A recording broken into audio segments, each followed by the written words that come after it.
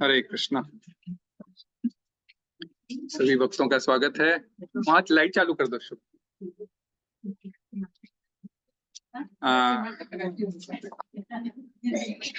सभी भक्तों का स्वागत है शुक्रवार के साप्ताहिक सत्संग क्लास में, भगवत गीता के साप्ताहिक क्लास में। अभी तक हम लोगों ने अध्याय 1 श्लोक क्रमांक 30 तक कंप्लीट किया है ना। तो आज 31 और उसके बाद में 32 से 35 एक साथ ही है। टॉपिक तो सारा कनेक्टेड है, देखो क्या क्या होता है, कर लेते हैं। Because all this are connected topics 31 to 35, जो भी है will just try to cover. Hare Krishna. So मेरे पीछे दोहराइए सभी लोग। ओम नमो भगवते वासुदेवाय। ओम नमो भगवते वासुदेवाय। ओम नमो भगवते वासुदेवाय। नारायणं नमस्कृत्य नरं चैव नरोत्तमं देवीं सरस्वतीं व्यासं ततो जयमुदीरये। नष्टप्रायेषु भद्रेषु नित्यं भागवत सेवया भगवती उत्तम श्लोके भक्तिर्भवति नैष्ठिकीम्। कृष्णाय वासुदेवाय देवकी नंदनाय च नंद गोपकुमाराय गोविंदाय नमो नमः। गोविंदाय नमो नमः। गोविंदाय नमो नमः। हरे कृष्णा। एकादशी का दिन, अध्याय 1 कुरुक्षेत्र के युद्ध स्थल में सैन्य निरीक्षण, श्लोक क्रमांक 31। न च श्रेयोनुपश्चामि हत्वा स्वजनमाहवे न कांक्षे विजयं कृष्ण न च राज्यं सुखानि च न च श्रेयोनुपश्चामि हत्वा स्वजनमाहवे न कांक्षे विजयं कृष्ण न च राज्यं सुखानि च। प्रभु जी। न च श्रेयोनुपश्चामि हत्वा स्वजनमाहवे कांक्षे विजयं कृष्ण न च राज्यं सुखानि च न च श्रेयोनुपश्चामि हत्वा स्वजनमाहवे न कांक्षे विजयं कृष्ण न च राज्यं सुखानि च। हरे कृष्ण। माता जी कोई ले लीजिए। न च श्रेयोनुपश्चामि हत्वा स्वजनमाहवे न कांक्षे विजयं कृष्ण न च राज्यं सुखानि च। हरे कृष्णा। अनुवाद तात्पर्य ऐसी भक्ति वेदांत स्वामी शिला प्रभुपाद के द्वारा। शिला प्रभुपाद की जय। मेरे पीछे दोहराइए। हे कृष्ण, इस युद्ध में अपने ही स्वजनों का वध करने से न तो मुझे कोई अच्छाई दिखती है और न मैं उससे किसी प्रकार की विजय, राज्य या सुख की इच्छा रखता हूँ। तात्पर्य पढ़िए प्रभु। पढ़िए प्रभु। यह जाने बिना कि मनुष्य का स्वार्थ विष्णु कृष्ण में है। सारे बुद्ध जीव शारीरिक संबंधों के प्रति यह सोचकर आकर्षित होते हैं कि वे ऐसी परिस्थितियों में प्रसन्न रहेंगे। ऐसी देहात्म बुद्धि के कारण वे भौतिक सुख के कारणों को भी अर्जुन तो क्षत्रिय का नैतिक धर्म भी भूल गया था। कहा जाता है दो प्रकार के मनुष्य परम शक्तिशाली तथा ज्वलमान सूर्यमंडल में प्रवेश करने के योग्य होते हैं। ये है एक तो क्षत्रिय जो कृष्ण की आज्ञा से युद्ध में मरता है, तथा दूसरा सन्यासी जो आध्यात्मिक अनुशीलन में लगा रहता है। अर्जुन अपने शत्रुओं को भी मारने से विमुख हो रहा है। अपने संबंधियों की बात तो छोड़ दे, वह सोचता है इस वजन को मारने से उसे जीवन में सुख नहीं मिल सकेगा, अतः वह लड़ने के लिए इच्छुक नहीं है। जिस प्रकार की भूख न लगने पर कोई भोजन बनाने को तैयार नहीं होता, उसने तो वन जाने की निश्चय कर लिया, जहाँ वह एकांत में निराशापूर्ण जीवन काट सके। किंतु क्षत्रिय होने के नाते उसे अपने जीवन निर्वाह के लिए राज्य चाहिए, क्योंकि क्षत्रिय कोई अन्य कार्य नहीं कर सकता। किंतु अर्जुन के पास राज्य कहाँ है? उसके लिए तो राज्य प्राप्त करने का एकमात्र अवसर है कि अपने बंधु बांधवों से लड़कर अपने पिता के राज्य का उत्तराधिकार प्राप्त करे, जिसे वह करना नहीं चाह रहा है। इसलिए वह अपने को जंगल में एकांतवास करके निराशा का एकांत जीवन बिताने के योग्य समझता है। हरे कृष्ण। तो ये ले लेते हैं 32 से एक एक बार पढ़ लेंगे बस खाली, बस। हाँ ठीक है प्रभु, बस कनेक्टेड ही है। फिर वो अपने को 2 हफ्ते छुट्टी हो, 1 हफ्ता छुट्टी हो जाएगी। किम नो राजेन गोविंद किम भोगैर्जीवितेन वा येषाम् अर्थे कांक्षितं नो राज्यं भोगा सुखानि च त इमेव स्थिता वृद्धे युद्धे प्राणान् त्यक्त्वा धनानि च आचार्य पितरा पुत्रास् तथैव च पितामहा मातुला श्वशुरा पौत्रा शाला संबंधिनस्तथा एतान् हन्तुमिच्छामि ऋतोऽपि मधुसूदन अपि त्रैलोक्यराजस्य हेतो किं नो मही कृते निहत्य धार्तराष्ट्रान् का प्रीति स्यात् जनार्दन। हरे कृष्ण। कोई प्रभु जी 2 ले लेंगे, फिर एक माता जी कोई 1-2 ले लेंगे, ठीक है। यस प्रभु।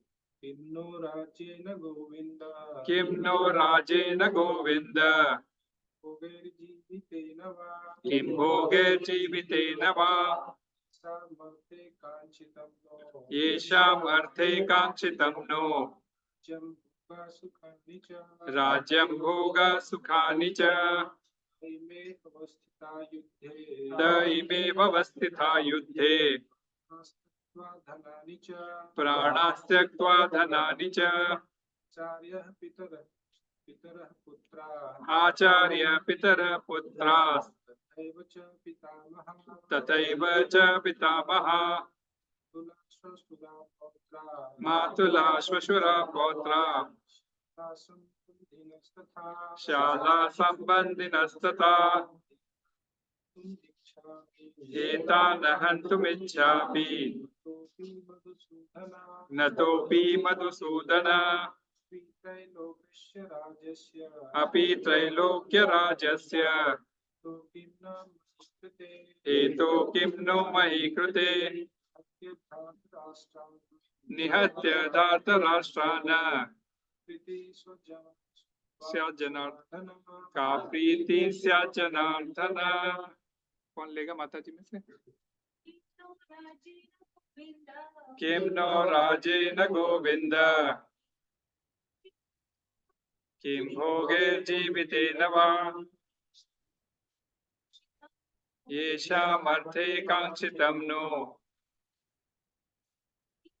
राज्यं भोगा सुखानि च त इमेव स्थिता युद्धे प्राणान् त्यक्त्वा धनानि च आचार्य पितरः पुत्रास् तथैव च पितामहा मातुला श्वशुरा पौत्रा शाला संबंधिनस्तथा एतान् हन्तुमिच्छामि ज्ञतोऽपि मधुसूदन अपि त्रैलोक्यराजस्य हेतो किं नो मही कृते निहत्य धार्तराष्ट्रान् क्यापीति सा जनार्दन। हरे कृष्णा। धन्यवाद। तात्पर्य ऐसी भक्ति वेदांत स्वामी शिला प्रभुपाद के द्वारा। शिला प्रभुपाद की जय। मेरे पीछे बोलिए। हे गोविंद, हमें राज्य सुख अथवा इस जीवन से क्या लाभ, क्योंकि जिन सारे लोगों के लिए हम उन्हें चाहते हैं वे ही इस युद्ध भूमि में खड़े हैं। हे मधुसूदन, जब गुरुजन, पितृगण, पुत्रगण, पितामह, मामा, ससुर, पौत्रगण, साले तथा अन्य सारे संबंधी अपना अपना धन एवं प्राण देने के लिए तत्पर है और मेरे समक्ष खड़े हैं, तो फिर मैं इन सब को क्यों मारना चाहूंगा, भले ही वे मुझे क्यों न मार डाले। हे जीवों के पालक, मैं इन सबों से लड़ने को तैयार नहीं, भले ही बदले में मुझे तीनों लोग क्यों न मिलते हो। इस पृथ्वी की तो बात ही छोड़ दे, भला धृतराष्ट्र के पुत्रों को मारकर हमें कौन सी प्रसन्नता मिलेगी। अनुवाद तात्पर्य पढ़िए प्रभु। आधा पढ़िए आप, तो और कोई पढ़ सकते। हाँ। अर्जुन ने भगवान कृष्ण को गोविंद कहकर संबोधित किया, क्योंकि वे गौवों तथा इंद्रियों की समस्त प्रसन्नता के विषय हैं। इस विशिष्ट शब्द का प्रयोग करके अर्जुन संकेत करता है कि कृष्ण यह समझे कि अर्जुन की इंद्रियां कैसे तृप्त होंगी, किंतु गोविंद हमारी इंद्रियों को त्रस्त करने के लिए नहीं है, तुष्ट करने के लिए नहीं है। हाँ, यदि हम गोविंद की इंद्रियों को तुष्ट करने का प्रयास करते हैं तो हमारी इंद्रियां स्वतः तुष्ट होती हैं। भौतिक दृष्टि से प्रत्येक व्यक्ति अपनी इंद्रियों को तुष्ट करना चाहता है और चाहता है कि ईश्वर उसके आज्ञा पालक की तरह काम करे, किंतु ईश्वर उनकी तृप्ति वहीं तक करते हैं जितनी के वे पात्र होते हैं। उस हद तक नहीं जीतना वे चाहते हैं, किंतु जब कोई इसके विपरीत मार्ग ग्रहण करता है, अर्थात जब वह अपनी इंद्रियों की तृप्ति की चिंता न करके गोविंद की इंद्रियों की तुष्टि करने का प्रयास करता है, तो गोविंद की कृपा से जीव की सारी इच्छाएं पूर्ण हो जाती हैं। यहाँ पर जाति तथा कुटुंबियों के प्रति अर्जुन का प्रगाढ़ स्नेह आंशिक रूप से इन सबके प्रति उसकी स्वाभाविक करुणा के कारण है। अतः वह युद्ध करने के लिए तैयार नहीं है। हर व्यक्ति अपने वैभव का प्रदर्शन अपने मित्रों तथा परिजनों के समक्ष करना चाहता है, किंतु अर्जुन को भय है कि उसके सारे मित्र तथा परिजन युद्ध भूमि में मारे जाएंगे और वह विजय के पश्चात उनके साथ अपने वैभव का उपयोग नहीं कर सकेगा। भौतिक जीवन का यह सामान्य लेखा जोखा है, किंतु आध्यात्मिक जीवन इससे सर्वथा भिन्न होता है। कोई और लेना चाहेगा? क्योंकि भक्त भगवान की इच्छाओं की पूर्ति करना चाहता है, अतः भगवत इच्छा होने पर वह भगवान की सेवा के लिए सारे ऐश्वर्य स्वीकार कर सकता है, किंतु यदि भगवत इच्छा ना हो तो एक पैसा भी ग्रहण नहीं करता। अर्जुन अपने संबंधियों को मारना नहीं चाह रहा, और यदि उनको मारने की आवश्यकता हो तो अर्जुन की इच्छा थी कि कृष्ण स्वयं उनका वध करें। इस समय उसे यह पता नहीं है कृष्ण उन सबों को युद्ध भूमि में आने के पूर्व ही मार चुके हैं और अब उसे निमित्त मात्र बनना है। इसका उद्घाटन अगले अध्यायों में होगा। भगवान का असली भक्त होने के कारण अर्जुन अपने अत्याचारी बंधु बांधवों से प्रतिशोध नहीं लेना चाहता था, किंतु यह तो भगवान की योजना थी कि सबका वध हो। भगवत भक्त दुष्टों से प्रतिशोध नहीं लेना चाहते, किंतु भगवान दुष्टों द्वारा भक्त के उत्पीड़न को सहन नहीं कर पाते। भगवान किसी व्यक्ति को अपनी इच्छा से क्षमा कर सकते हैं, किंतु यदि कोई उनके भक्तों को हानि पहुंचाता है तो वे उसे क्षमा नहीं करते। इसलिए भगवान इन दुराचारियों का वध करने के लिए उद्यत थे, यद्यपि अर्जुन उन्हें क्षमा करना चाहता था। हरि ओम तत्सत्। ओम अज्ञानतिमिरान्धस्य ज्ञानाञ्जनशलाकया चक्षुरुन्मिलितं येन तस्मै श्रीगुरुवे नमः। श्रीचैतन्यमनोभीष्टं स्थापितं येन भूतले स्वयं रूप कदा मह्यं ददाति स्वपदान्तिकं। वन्देऽहं श्रीगुरुं श्रीयुतपदकमलं श्रीगुरुं वैष्णवांश्च। श्रीरूपं साग्रजातं सहगणा रघुनाथान्वितं तं सजीवं साद्वैतं सावधूतं परिजनसहितं कृष्ण चैतन्य देवं श्री राधा कृष्ण पादान् सहगणा ललितान् श्री विशाखान्वितांश्च। हे कृष्ण करुणा सिंधु दीनबंधु जगतपते गोपेश गोपिका कांत राधा कांत नमोस्तुते। तप्त कांचन गौरांगी राधे वृंदावनेश्वरी वृषभानुसुते देवी प्रणमामि हरिप्रिये। वाञ्छा कल्पतरुभ्यश्च कृपा सिन्धुभ्य एव च पतितानां पावनेभ्यो वैष्णवेभ्यो नमो नमः। जय श्री कृष्ण चैतन्य प्रभु नित्यानंद श्री अद्वैत गदाधर श्रीवासादि गौर भक्त वृंदा। हरे कृष्णा कृष्णा कृष्णा हरे हरे हरे राम राम राम हरे हरे।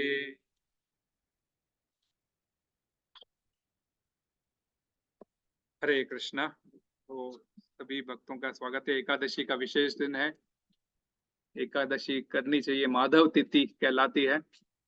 तो हो सके जब तक आज के दिन अन्न किसी को ग्रहण करना नहीं चाहिए। बाकी सब कुछ दिन में 2 बार भी ग्रहण करो भाई, आप जो कोई 1 बार नहीं कर सकते 2 बार कीजिए, परंतु अन्न का त्याग कीजिए आज के दिन। माधव तिथि है, कृष्ण की प्रसन्नता के लिए हमें एकादशी करनी चाहिए। तो अभी हम लोग तीसरे खंड में आ गए है ना। तीसरा खंड है जिसमें अर्जुन का विषाद योग शुरू हो गया। तो और हम लोगों ने अर्जुन विषाद योग का पहला कारण युद्ध नहीं करने का क्या समझा था? करुणा, करुणा, कंपैशन। कंपैशन उसका एक वर्ड में आंसर है कंपैशन। कंपैशन के तहत वो अपने सगे संबंधियों के हत्या नहीं करना चाहता था। और उसके क्या क्या उसके अंदर उसको लक्षण प्रकट हुए थे उसके? उसका कंठ सूख रहा था, शरीर कांप रहा था। शरीर कांप रहा था और कंठ सूख रहा था। शरीर के अंग कांप रहे थे सबसे पहले। शरीर क्या सीदंती मम गात्राणि, फिर मुखम च परिशिष्यति, अर्थात मेरे होठ सूख रहे थे। और फिर पेपतुश्च शरीरे में, सारा शरीर कांप रहा था। 3 हो गए। और फिर त्वचा जल रही थी, गंडी छरटा जा रहा था। और एक और बाल खड़े, रोंगटे खड़े हो रहे थे, रोंगटे खड़े हो रहे थे, रोम हर्षश्च जायते गांडीवम संसते हस्तात् त्यक्चैव परिदह्यते। तो उनको टेम्परेचर बढ़ गया था उसका। और उसके अलावा वो क्या रीजन देता है 30 में कि मैं यहाँ क्यों आया हूं मुझे पता नहीं है, और मुझे तो कुछ भी सही नहीं नजर आ रहा, सब कुछ उल्टा अमंगल नजर आ रहा है, सब कुछ उल्टा नजर आ रहा है। जो मैंने सोचा था वैसा कुछ नहीं, सब कुछ उल्टा नजर आ रहा है ना।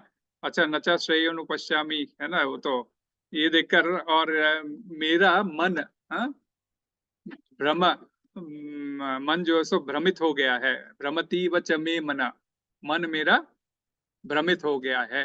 हाँ, इसीलिए जो सो ये 8-9 के करीब करीब कारण प्रकट करता है।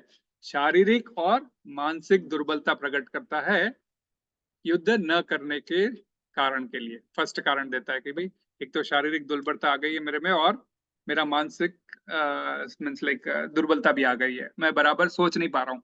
इनफैक्ट मैं यहाँ क्यों आया हूँ ये सोच रहा हूँ।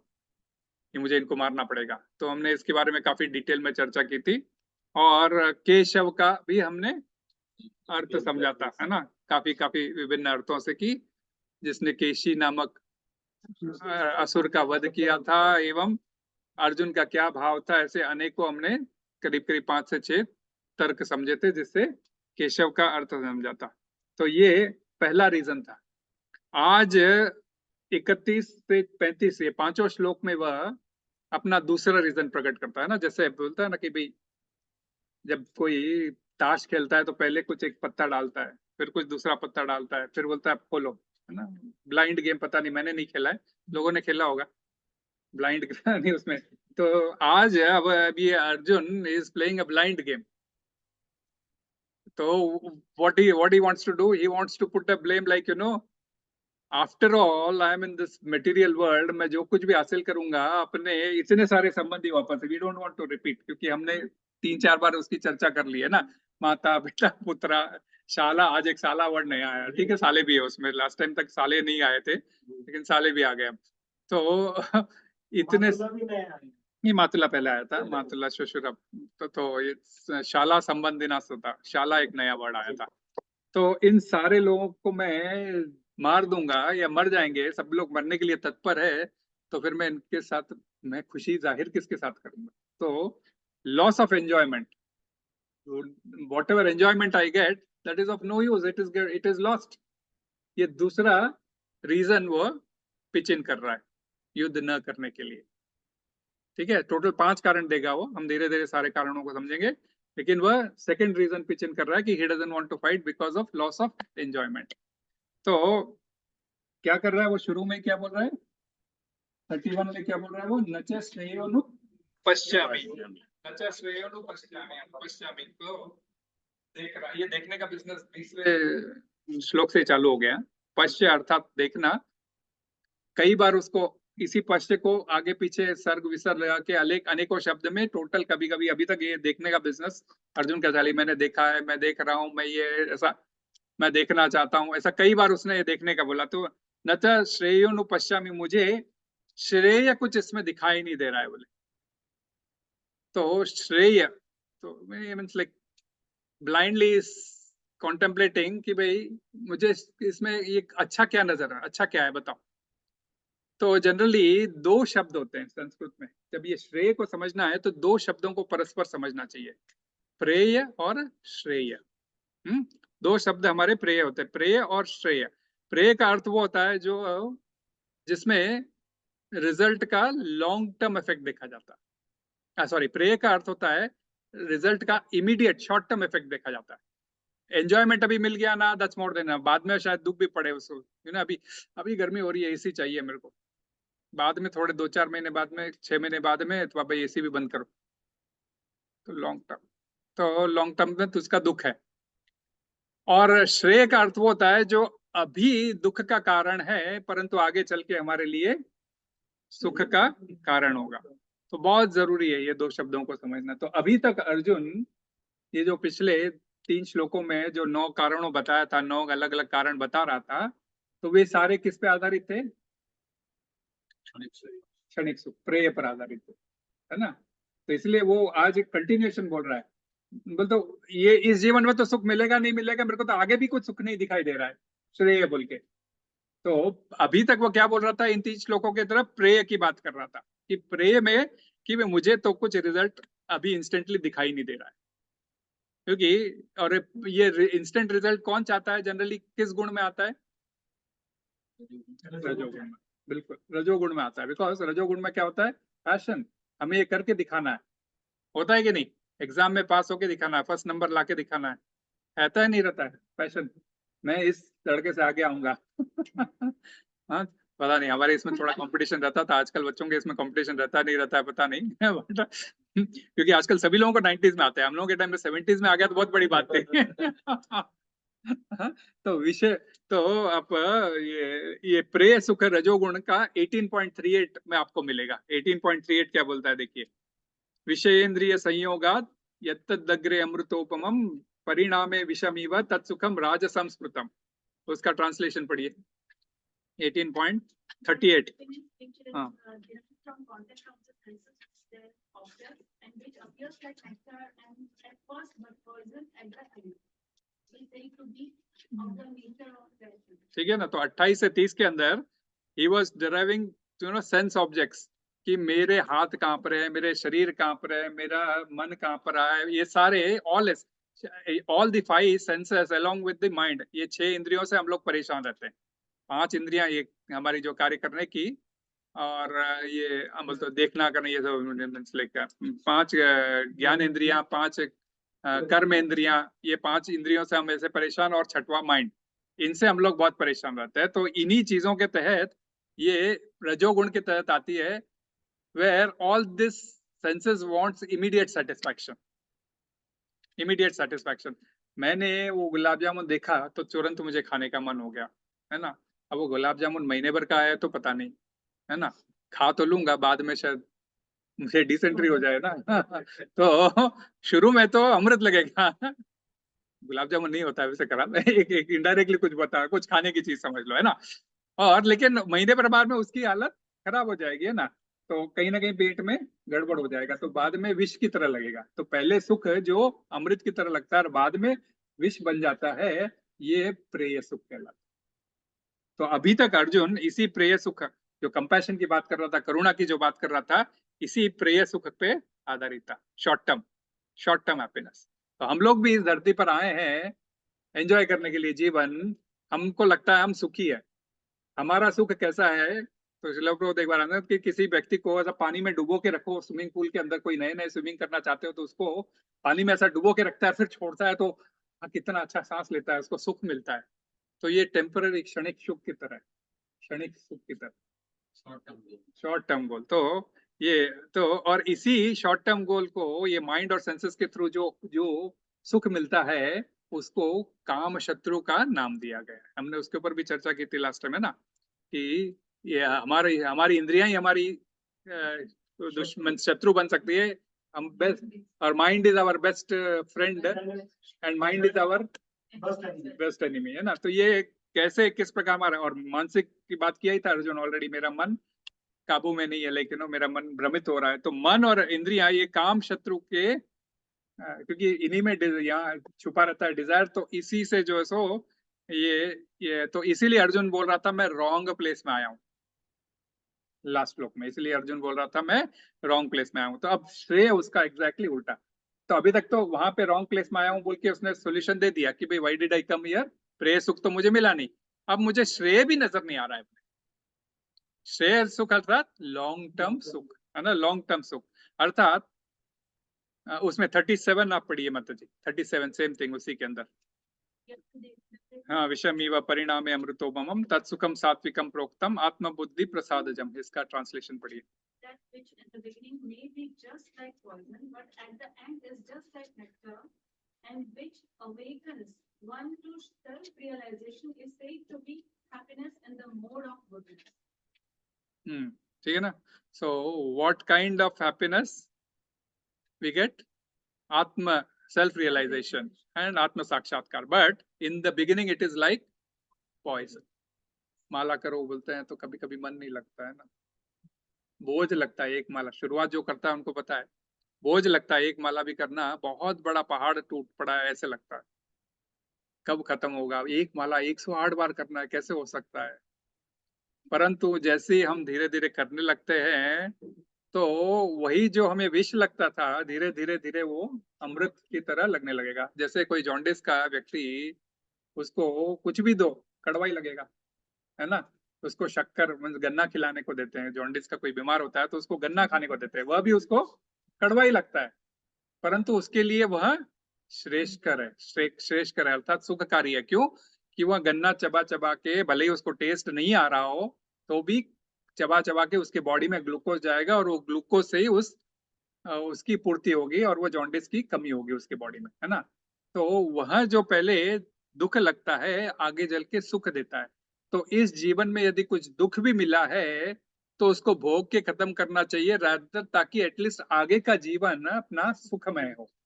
तो ये हमारा श्रेष्ठकर से ये मतलब हमारे को ये, तो ये जब आदमी सोचने लगता है तो फिर क्या होता है कि ऑटोमेटिकली उसको सेल्फ रियलाइजेशन होना शुरू होता है कि अरे बाबा मैं इस धरती पर क्यों आया हूँ, मैं धरती पर जन्म क्यों लिया हूँ, है ना। जिज्ञासा शुरू होती है। यही श्रेष्ठकर की निशानी कि भी वो अपने अगले जीवन के बारे में सोचने के लिए तैयार होता है। तो आत्म realization, this is the point of starting of self realization कि who am I, there itself when he starts inquiring, वही रियलाइजेशन का शुरुआत शुरू होता है। तो अर्जुन का कहने का तात्पर्य कि मुझे तो इस युद्ध में न प्रेम मिलेगा न सुख मिलेगा। तो मनुष्य जीवन में ये विशेषता यही है कि वह सब कुछ जो है सो कामना करता है, सिर्फ उसको जल्दी से जल्दी सुख मिले, प्रेय की कामना करता है। तो यह कामना पशु के समान ही होता है, क्योंकि पशु कभी भी क्या होता है, वो अपने जीवन में उसको ये नहीं रहता कि मैं अपने कल परसों के लिए क्या खाऊंगा, उसको आज के ही खाने की चिंता है। आज का खा लिया, उसके बाद में वो खाना पड़ा रहेगा, उसके बाद में भी वो उसको पलट के देखेगा नहीं, है ना। तो ये सुख तो पशु भी ग्रहण करते हैं, प्रेय सुख। हमें श्रेय सुख, क्योंकि ये विकसित बुद्धि है मनुष्यों की, तो हमें श्रेय सुख को अपने जीवन में उतारने की कोशिश करना चाहिए। परंतु ये कलयुग है, कलयुग में जो है सो अनेक प्रेयों का भरमार पड़ा है। हाँ, बुद्धि न चाहते हुए भी, लाइक है ना, आप कितना भी ये कर लो, कितनी भी हमारी बुद्धि विकसित क्यों न हो, हम जो है सो आपसी अपने रिलेशनशिप में इतने फंस गए हैं कि कभी कभी हम ये जो है सो प्रेय सुख के पीछे अति ज्यादा दीवाने हो जाते हैं कि कभी कभी हमको ये प्रेय सुख मिल जाए तो ही बहुत है। और कलयुग में तो खास कर परीक्षित महाराज ने लोग सुखी रहे, श्रेय रहे, इसीलिए उन्होंने क्या किया था, परीक्षित महाराज ने 4 स्थानों, कली जब आ रहे थे तो 4 स्थानों को उसका रहने के लिए जगह दी कि कली आ रहा है तो कली तो इस दुख का कारण है। जब कलयुग शुरुआत हुआ था तो कलयुग प्रवेश किया था पर्सोनिफाइड, और उसने बैल के ऊपर वार किया था। तो परीक्षित महाराज ने पहले उठ के उसको मार देना चाहा, परंतु वे जानते थे अब कलयुग को तो रोक नहीं सकता हूं, तो मार देना चाहा तो उसने सरेंडर कर दिया। सरेंडर करते उसने सोचा कि अब मैं रोक नहीं सकता हूं, तो इसको तो अब जगह देनी पड़ेगी। तो उन्होंने चतुराई से ऐसी 4 जगह दी, उनके प्रजा में कहीं थी नहीं। तो वो 4 चीजें क्या थी, कहा ज्वेलरी आखिरी में दिया प्रभु, पहले 4 चीजें पहले 4 चीजें दी, उसमें वो खुश नहीं हुआ। तो सबसे पहले ठीक है, जुआ, जहां पर कहीं जुआ खेला जा रहा हो कल तुम वहां निवास करोगे। ओके, जहां पर स्लॉटर हाउस चल रहा है, मीट ईटिंग चल रहा है, वहां पर तुम कल निवास करोगे। जहां पे लोग दारू इंटॉक्सिकेशन चालू है, वहां पर तुम निवास करोगे। और जहां पर पर स्त्री के साथ व्यभिचार हो रहा हो या पर पुरुष के साथ व्यभिचार हो रहा हो, तुम वहां पे, brothel houses indirectly what we call it house. तो इन चारों जगह पर इसीलिए हिदायत दी गई है कि हम लोगों को भटकना नहीं चाहिए। These are the 4 principles of life, जिसको हमें अपने जीवन में उतारना चाहिए, तो हमारा आगे का जीवन श्रेष्ठ होता है। तो ये तो इसीलिए हम कहते हैं ना, नो नशा, इंक्लूडिंग चाय कॉफी। चाय कॉफी में भी कैफीन होता है, धीरे धीरे आपको नशा करवाता है। तो इसीलिए चाय कॉफी की भी हिदायत दी जाती है कि चाय कॉफी ना, अब इस्कॉन वाले फॉलो करते हैं। आगे मैं जानकारी दे रहा हूँ कि हम ऐसे ही नहीं फॉलो करते, भागवतम में कहा हुआ है इसीलिए और फिर उसके बाद में ये किसी प्रकार का मीट ईटिंग, तामसिक भोजन नहीं करना चाहिए, जिसमें ये प्याज लहसुन भी शामिल है ना। और जुआ नहीं खेलना चाहिए, कोई भी प्रकार की लॉटरी और ये सब जो हम करते हैं, ये स्टॉक एक्सचेंज में डेली अप एंड डाउन क्या हो गया, ट्रेडिंग करते हैं अपन डेली का बेसिस पे। बिजनेस, यदि आपका बिजनेस हो तो एक अलग बात है, उसमें से कुछ पोर्शन आप करो, बट जनरली ये प्रेफर नहीं करते। लॉन्ग टर्म बेसिस पे आप सेविंग बिल्कुल कर सकते हो, मैंने भी कर रखी है, मैं ऐसा गलत तो कहाँ बोलूंगा, मैंने भी कर रखी है। लॉन्ग टर्म बेसिस पे हर कोई करना चाहता है, अपने जीवन में थोड़ा श्रेय मिले कभी उसका। तो और परस्त्री के साथ में व्यभिचार, कोई प्रकार से हमें, तो यदि हम इन चारों के संपर्क में रहेंगे तो हमारा श्रेय कभी भी नहीं होगा। इस चारों से जब कली प्रसन्न नहीं हुआ, बोले कि ये आपके राज्य में तो ये चारों है नहीं, तो फिर मैं रहूंगा कहाँ। तो परीक्षित महाराज प्रसन्न हो गया कि भाई ठीक है, क्योंकि उन्होंने अपने प्रजा को वही शिक्षा दी थी, इन चारों चीजों से दूर रहना है। और राजा रहने के नाते वो कर्तव्य है कि उसका प्रजा का उसी प्रकार रक्षा करे, उनको उस गलत राह पे न जाने दे।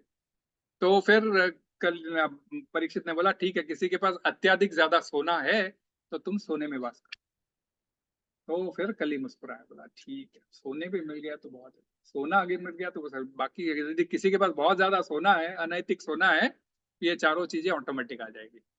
बहुत सोना है तो नशा भी करेगा, मांस मच्छी भी खाएगा, परस्त्री के साथ गमन भी करेगा, और क्या बोलते हैं, जुआ भी खेलेगा। सारी चीजें ऑटोमेटिक आ जाएगी, उसको कुछ करने की जरूरत नहीं है। आप देखते हो घर में बहुत सोना बचा के रखा है, तो कोई एक बेटा ऐसा नालायक निकलेगा कि सब कुछ आपने 7 पुश्तों तक की कमा के रखी है, लेकिन वो 7 पुश्तों की एक ही पुश्त खा जाएगा, है ना। तो ये यहीं पे हमें देखने मिलता है, कहीं ज्यादा दूर जाने की जरूरत नहीं है।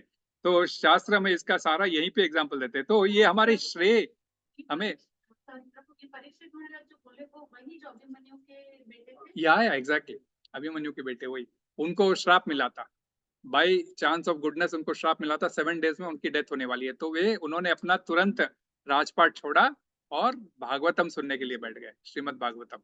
श्रीमद् भागवतम कौन है? स्वयं कृष्ण का अभिन्न स्वरूप है ना। Krishna entered in the form of book and that Bhagavatam is not different from Krishna. जब 7 दिन की भागवतम बिठाते हैं ना इंडिया में, कई लोग भागवतम ज्ञान यज्ञ करते हैं, तो it is not different than Krishna, Shrimad Bhagavatam. Actually अब फ्राइडे के दिन श्रीमद् भागवतम की क्लासेस भी होनी चाहिए, लेकिन हम लोगों ने पहले शुरुआत किया, तो भाई अभी पहले भगवत गीता जानकारी कर ले, लोग अच्छी तरह से समझ ले at least first 2 chapters, because that will give you the entire glimpse what is Bhagavad Gita. First 2 chapters यदि कोई बहुत अच्छी तरह से समझ ले तो पूरी भगवत गीता समझ लेते हैं। इसीलिए खास कर इस्कॉन में हम लोग इस प्रकार से आपको समझाते हैं, ताकि मैं क्यों आपको आगे पीछे करवाता हूँ, ताकि you should know when you are going into that chapters कि ये सब वहाँ क्या आने वाला है। तो इट इज नॉट न्यू, क्योंकि अभी आज समझ में नहीं आ रहा है, but when you link it and understand, तो आप लोगों को एकदम दिमाग में बैठ जाएगा कि ये टॉपिक कभी भी हम भूलेंगे नहीं। वैसा इसी हिसाब से भगवत गीता को हम लोग श्रवण करना चाहिए। सैम तेरा अच्छा है कि मेरे पापा के पास ज्यादा सोना नहीं है। वो बताया नहीं होगा। हम सोना भी रखते हैं ना, तो भगवान को ऑफर करके रखते हैं बेटा। ठीक है ना, पहले दिन भगवान को पहना देते हैं, जो भी लेके आओ। हाँ, भगवान को पहना देना, फिर यूज करना, और इतना भी ज्यादा नहीं जमा करना कि कोई मतलब नहीं उठता है। कहने का मतलब it's dead investment ultimately. Okay, काम आता है फ्यूचर के लिए। तुम ये मत बोलो, मेरी वाली पहले, हमारी वाली भी बहुत थी उसी मार, अब उसको पूछो कुछ नहीं बोलेगी वो, बहुत है। मैं तो उस समय 5,000 में खरीदने के लिए आगे पीछे हो रहा था, इमेजिन करो ना। देखिए सोने का प्रभाव उस समय भी 10,000 में मैं 10,000 में था, तभी भी बहुत कुछ खरीद सकता था, फिर भी मैंने नहीं खरीदा। मैंने बोला नहीं खरीदना है, पड़ा रहता घर पे। मेरे को पता नहीं, शुरू से नहीं, मैं सब कुछ दिया था, मैंने कभी पहनता ही नहीं, पता मेरे को आदत ही नहीं थी।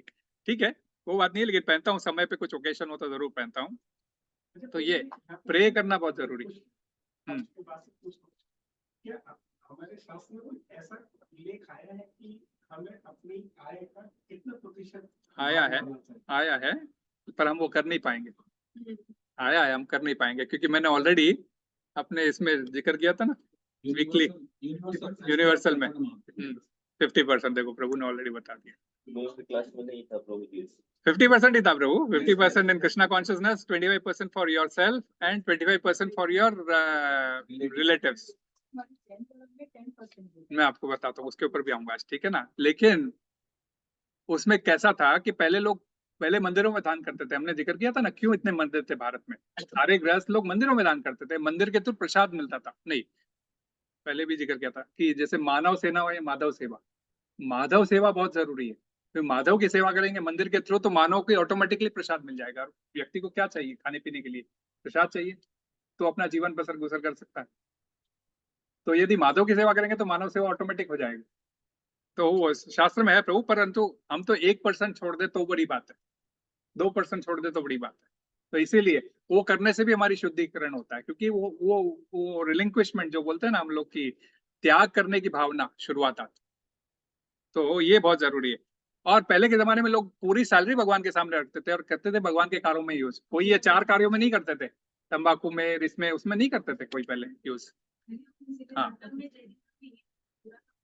पूरा का पूरा, ठीक है ना। साधु संत, या एग्जैक्टली, हमें श्रीला प्रभुपाद ने भी यही बोला है कि भाई एक्चुअल तो 50% है, परंतु 50% और 25% खुद और 25% अपने रिलेटिव्स के ऊपर, लेकिन हम नहीं कर सकते। तो जो भी 1%, 2%, 5%, 2.5% तो यहाँ पर भी है। इस्लाम में भी ज़कात के नाम पे 2.5% आप जो भी अर्न करते हो अल्लाह को दो। तो हमें भी अपना जीवन से कृष्णा कॉन्शियस एक्टिविटी में, अब आप प्रसाद बना के लाते हो, आप बुक डिस्ट्रीब्यूशन करते हो, भगवत गीता ज्ञान डिस्ट्रीब्यूशन करते हो, आप ये क्या बोलते हैं, अभी आपने किया था ना, आपने क्या किया था, अपने ट्राइबल ट्राइबल केयर डिस्ट्रीब्यूशन किया था। जो सारे कृष्णा कॉन्शियस एक्टिविटी हम कर रहे हैं उसमें कोई दान करता है, ये करता है, तो बहुत वो भी इसी एक्टिविटी में गिना जाता है। और अपने परिवार पे भी किया तो वो भी कृष्णा कॉन्शियस एक्टिविटी, क्योंकि परिवार को प्रसाद ही खिलाओगे, ये 4 चीज नहीं खिलाओगे आप जो इसमें वर्जित है।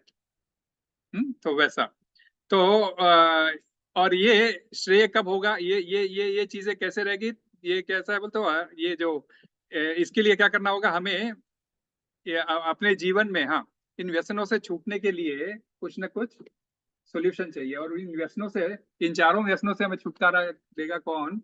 हरे कृष्ण महामंत्र। ये प्रैक्टिकल एग्जांपल है, श्रील प्रभुपाद ने प्रूव किया। यूएस में कई लोग हिप्पीज थे जो चरस गांजा फूकते थे, वे सब छोड़ दिए और आज बड़े बड़े भक्त बन के भी बैठे हैं।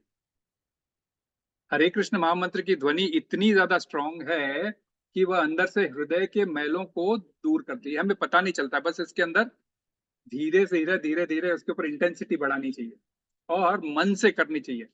तो ये व्यसन छूटने में बहुत हमारा मदद करता है, क्योंकि 16 माला में 108 बार हम लोग जप करते हैं, 108 बार 16 माला जप करते हैं। 16 भगवान के उसमें नाम है, हरे बोल तो राधा रानी, कृष्ण और राम, ये तीनों शब्द मिलके 16 शब्द अक्षर है, इंटू 108 इंटू 16, ऐसा करके 27,648 टाइम्स हम लोग नाम जाप करते हैं। 16 मिनिमम बोला था श्रील प्रभुपाद ने, बाकी तो उनसे पहले तो 64 था। अपने भक्ति सिद्धांत सरस्वती ठाकुर के टाइम में 64 माला, हाँ 64 राउंड। प्रभुपाद ने मिनिमम 16 का। तो ये क्यों बहुत जरूरी है बोलते, अब क्योंकि ये बोलते हैं ना, हर सांस अपने दिन में कितने सांस लेते हैं? Anybody knows? I don't know, Google कर सकते हो, 25 to 26,000 कुछ और फिगर आता है, यू कैन गूगल इट। तो करीब करीब 26,000 करीब या कुछ नंबर ऑफ सांस हम लोग लेते हैं। उतनी सांसों का हर सांस में एटलीस्ट ये एक बार ध्वनि, एक भगवान के अक्षर की ध्वनि उसको प्यूरिफाई करे, एटलीस्ट इसीलिए मिनिमम 16 रखा है, बाकी तो 64 बोला गया था। तो ये बहुत महत्वपूर्ण है। और इसके अलावा क्या करें? शास्त्रों को पढ़े, भगवत गीता पढ़े, भागवतम पढ़े, भक्तों का संग करे, तो ऑटोमेटिकली इससे हमारे को श्रेय का थोड़ा संभावना ज्यादा हो जाती है, क्योंकि बहुत महत्वपूर्ण है भगवत गीता में, बहुत पढ़ना। भागवतम 16 बहुत बड़ी बुक होती है इसलिए। तो 3.2 में देखो अर्जुन क्या कहता है, व्यामिश्रेणेव वाक्येन बुद्धि मोहयसीव में तदेकम वद निश्चय येन श्रेय हमाप्नुयाम। तो अब आप ट्रांसलेशन पढ़िए। ही इज अगेन आस्किंग, पढ़िए। आपके जब मिश्रित अनेकार्थक उद्देश्यों से मेरी बुद्धि मोहित हो गई है, अतः कृपा करके निश्चय पूर्वक मुझे बताएं कि इनमें से मेरे लिए सर्वाधिक श्रेष्ठ क्या होगा। अभी 3rd अध्याय में, 2nd अध्याय में भगवत गीता का पूरा चैप्टर समरी है। आपको सारे प्रकार के योग मिल जाएंगे, कर्म योग, ज्ञान योग, ध्यान योग, सब कुछ 2nd चैप्टर में पूरा मिल जाएंगे। देखा जाए तो भगवत गीता 2nd चैप्टर में खत्म हो जानी चाहिए थी, लेकिन वो एकदम फास्ट ट्रैक है। जैसे आज गाड़ी डाला 1st गियर पे, 2nd गियर पे, 3rd गियर पे, 4th गियर पे, गाड़ी चल पड़ी। सीखने वाला तो अभी पता नहीं 1st में भी डाल नहीं पा रहा है। अर्जुन का वही कंडीशन हो गया था, बोली तुमने इतना सारा ज्ञान दे दिया है, अब मुझे बताओ सबसे बढ़िया मेरे लिए कौन सा है, श्रेष्ठकर मेरे लिए कौन सा है। So one is very particular, श्रेष्ठकर अपने जीवन में क्या होता है वो जानना बहुत जरूरी है। ही स्टिल आस्किंग, है ना, आगे चल के कृष्ण उसका जवाब देंगे, तीसरे में देंगे, जवाब देंगे, बट जवाब में हम नहीं जाते हैं अभी। हम आपको श्रेय का मीनिंग के लिए समझा रहा हूँ। बहुत जरूरी है अपने जीवन में श्रेय क्यों उतारना चाहिए और हमारी सारी एक्टिविटी श्रेष्ठकर क्यों होती है, ये बताने के लिए मैं आपको थोड़ा बहुत ये कर रहा हूँ। और एक भागवतम में श्लोक आता है, आप लोगों के पास नहीं रहेगा, मैं पढ़ता हूँ। श्रेय श्रुतिम भक्त मुदस्यते विभो क्लिश्यन्ति ते केवल बोधय लब्धये तेषामसौ क्लेशल एव शिष्यते नान्यद् यथा स्थूल तुषावतातिम। जिस प्रकार धान के अंदर चावल भरा होता है, ठीक है ना, धान का कण तो देखा होगा आपने सभी लोग, उसी प्रकार भक्ति के अंदर श्रेय छुपा होता है। उसी प्रकार भक्ति के अंदर श्रेय छुपा होता है। ये मैंने भागवतम कह रहे हैं, 10वें स्कंद में है, 10वें स्कंद के 14वें श्लोक के 14वें अध्याय का 14 श्लोक है। उसी भक्ति के अंदर श्रेय छुपा है, इसलिए कहते हैं भक्ति कर लो थोड़ा सा, और उसका कल्याण भरा होता है। और केवल ज्ञान किसको बताया गया? केवल ज्ञान किसको? कभी केवल ज्ञान पढ़ते ना भाई, मैं तो खाली पढ़ता हूँ, ज्ञान मुझे है, कृष्ण कौन है, मेरे दिमाग में रहते हैं, ऐसा भी कई लोग बोलने वाले मिलेंगे आपको। तो वो क्या बता रहे हैं यहाँ पे, ज्ञान की तुलना थोथे धान, वो फेक, जिसके अंदर कुछ धान नहीं रहता है, वो खाली मोटा रहता है ना, थोथा धान बोलते हैं उसको हम, उसके अंदर धान का बीज नहीं निकलता है, तो उससे की गई है। केवल ज्ञान की बात थोथे धान से की गई है और एक्चुअल धान भक्ति से की गई है, ये उस भागवतम के श्लोक में जो श्रेष्ठकर है। और भक्ति, तो इसीलिए केवल ज्ञान का अर्थ है भक्ति रहित ज्ञान, जिसको वेदों में ज्ञान कांड कहा गया है। ज्ञान कांड में व्यक्ति केवल ज्ञान की प्राप्ति करना चाहता है और भगवान की सेवा नहीं करना चाहता। इसीलिए क्यों हम लोग सेवा के ऊपर ज्यादा जोर देते हैं, आप समझो, चाहे किसी प्रकार की सेवा हो। सुनना भी सेवा ही है, सुनना भी सेवा ही है, खाना प्रसाद खाना भी सेवा ही है। सेवा बहुत जरूरी है भगवान की। आप किसी को लेके आए वो सेवा है, किसी ने आके यहाँ पे सफाई कर दी, किसी ने बर्तन कर दी, ये सेवा जरूर है भगवान के लिए, हमारी तुष्टि के लिए नहीं है, भगवान की तुष्टि के लिए, क्योंकि भगवान की कथा हो रही है, उनका प्रसाद हो रहा है, उनकी सेवा के लिए, तो ये बहुत जरूरी है। तो ऐसी मुक्ति परमानेंट नहीं होती, जो अगर ज्ञान कांड के थ्रू कोई खाली ज्ञान कांड में भरोसा करके आगे बढ़ना चाहता है, तो ऐसी मुक्ति परमानेंट नहीं होती है। कई लोग ज्ञानी लोग होते हैं ना, they reach to only Brahman stage, वहां से भी उनको कई बार नीचे गिरना होता है। भगवत गीता बहुत क्लियरली आगे चल के बताया गया आपको, ऐसी मुक्ति परमानेंट नहीं होती है, उसे पुनः इस संसार में जन्म लेना पड़ता है। यह श्रीमद् भागवतम बता रही है, और भगवत गीता भी इनफैक्ट यही बताएगी आगे चल के। जैसे जैसे हम आगे बढ़ेंगे हमको टॉपिक सारा क्लियर हो जाएगा। 4.33 पढ़ो, खाली ट्रांसलेशन पढ़ो उसका। श्रेयान द्रव्यमयाज्ञ ज्ञान यज्ञ परंतप सर्व अखिलम पार्थ ज्ञाने परिसमाप्यते। आपको ये श्रेय वर्ड का जनरल कहाँ कहाँ थोड़ा इंपॉर्टेंस है, इंपॉर्टेंट लिया हूं, सारे नहीं ले सकता। 4.33 पढ़ो ट्रांसलेशन। हे परंतप, द्रव्य यज्ञ से ज्ञान यज्ञ श्रेष्ठ है। ये पाठ अंत तो गत्वा सारे कर्म यज्ञों का अवसान दिव्य ज्ञान में होता है ना। सो अंत तो गत्वा, lastly, in the end, final, अंत तो गत्वा, द एंड बोलते हैं ना हम लोग। तो वन इज लाइक द्रव्य यज्ञ। सो द्रव्य यज्ञ, पीपल डू दिस यज्ञ, है ना, ओम स्वाहा जो करते हैं ना, अग्नि कुंड बना के हम जो ऐसो विभिन्न,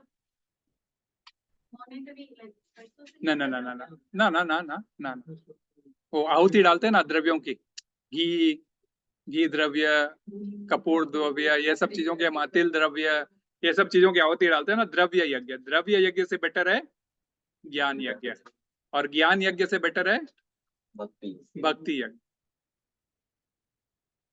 अंततो गत्वा, whatever you do, it has to end up in bhakti. Even if you do द्रव्य यज्ञ, अंत में भक्ति में जाना चाहिए। यदि आप ज्ञान यज्ञ करते हो, जैसे हम अभी एक ज्ञान यज्ञ चल रहा है, भगवत गीता का जो पठन है, इसको ज्ञान यज्ञ बोलते हैं।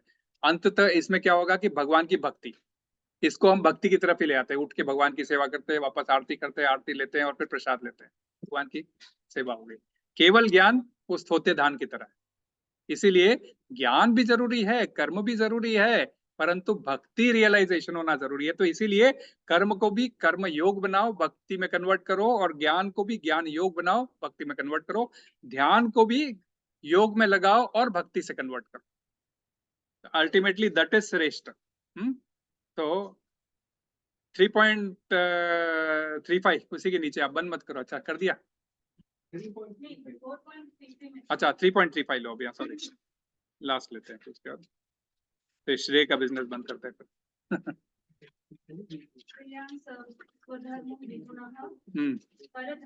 स्वनुष्ठिता, ट्रांसलेशन पढ़िए। स्वधर्मे निधनम श्रेय परधर्मो भयावह।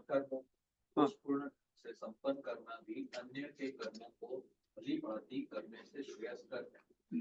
श्रेय कर्मों को करते हुए मरना पराये कर्मों में प्रभुत्व होने की अपेक्षा श्रेष्ठतर है, क्योंकि अन्य किसी के मार्ग का अनुसरण भयावह होता है। तो जो काम कर रहे हो, whatever, जो भी काम आप कर रहे हो, whatever you do, even if you do it त्रुटिपूर्ण, means if you do not know, like you are reading Bhagavad Gita, कोई शब्द छूट गया, त्रुटिपूर्ण, ठीक है ना, कुछ शब्द पढ़ लिया, कुछ शब्द पढ़ना नहीं आया, त्रुटिपूर्ण पढ़ा, है ना, तो भी पढ़ने की कोशिश करना चाहिए, क्योंकि वह अपना स्वधर्म है। It is not a problematic thing.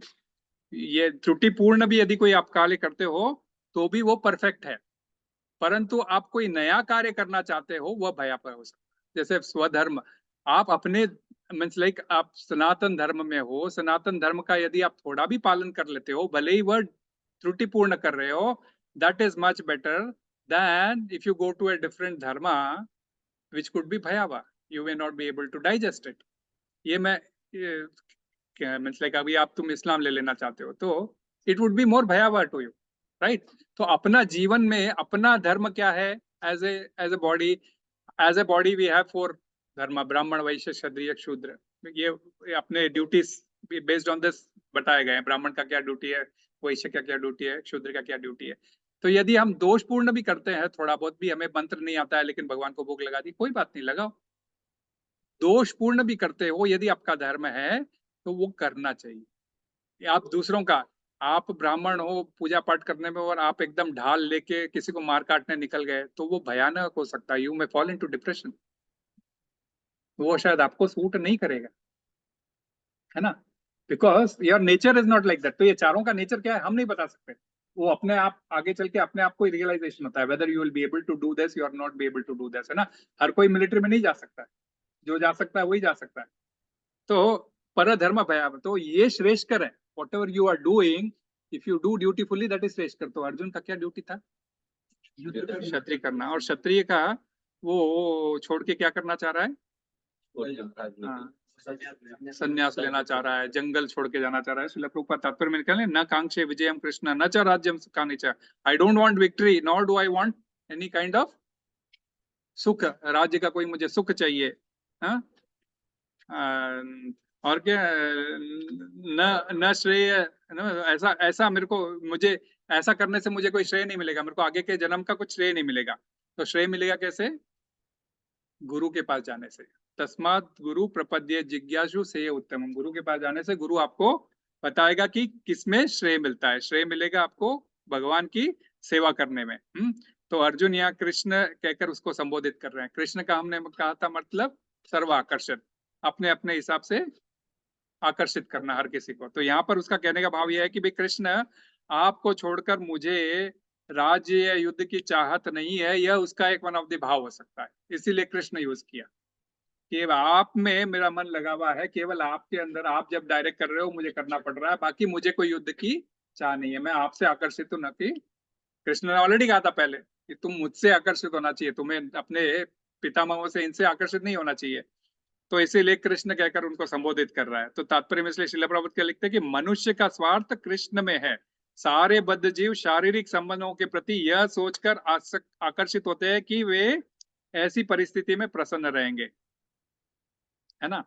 तो अर्जुन का युद्ध से मुकरना, ये वहां पर आपको सेकंड रीजन मिल रहा है। और श्रील प्रभुपाद में यह लिखकर कि क्या लिख रहे हैं कि वो जंगल तक जाने के लिए तैयार है, अपना पेट भरने के लिए।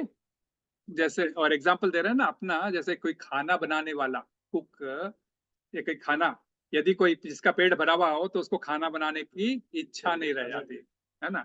तो वो एग्जाम्पल देके ये कहते कि अर्जुन का अभी ऐसा हो रखा हुआ है कि उसको युद्ध करने का इच्छा नहीं हो रही है, बिकॉज उसकी कोई उसको सोल्यूशन नहीं दिख रहा है, ना तो इस जीवन में, अगले के जीवन में।